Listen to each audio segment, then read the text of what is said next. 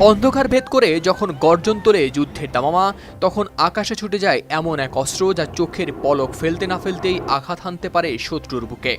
সেই অস্ত্রের নাম ফাত্তা-1, ইরানের ভয়ঙ্কর হাইপারসনিক ক্ষেপণাস্ত্র। ইরানের Islamic Revolutionary Guard Corps IRGC জানিয়েছে, তারা ইসরায়েলের দিকে ছুড়েছে ভয়ঙ্কর এই ক্ষেপণাস্ত্র। বিভিন্ন ইরানি সংবাদ মাধ্যমের বরাত দিয়ে তথ্য নিশ্চিত করেছে ব্রিটিশ সংবাদ মাধ্যম BBC। এরপরে উঠেছে প্রশ্ন, এই ক্ষেপণাস্ত্র কি ধ্বংস ডেকে আনবে ইসরায়েলের আকাশ প্রতিরক্ষা ব্যবস্থা আয়রন ডোমের?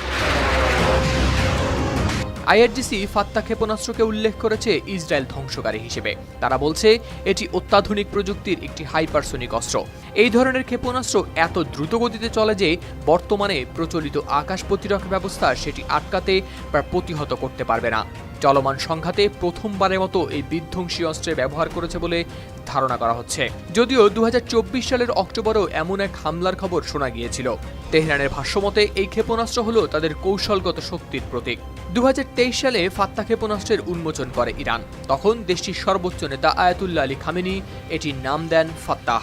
ক্ষেপণাস্ত্রটির প্রকাশের সময় রাজধানী তেহরানে একটি বড় ব্যানার টাঙানো হয়, যেখানে হিব্রু ভাষায় লেখা ছিল 400 সেকেন্ডে তেল আবিব।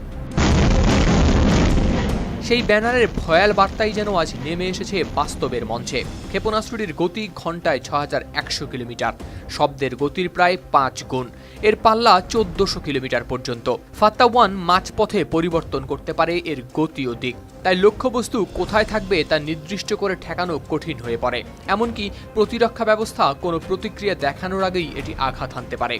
তবে ইরান ফাত্তা-1 ক্ষেপণাস্ত্রকে হাইপারসনিক বলে দাবি করেছে। তবুও অনেক সামরিক বিশ্লেষক এর প্রকৃত হাইপারসনিক সক্ষমতা নিয়ে সন্দেহ প্রকাশ করেছেন। তারা বলছেন, ইরানের এই প্রযুক্তি নিয়ে এখনও অনেক প্রশ্ন রয়ে গেছে। হাওলাদার শামীম, RTV।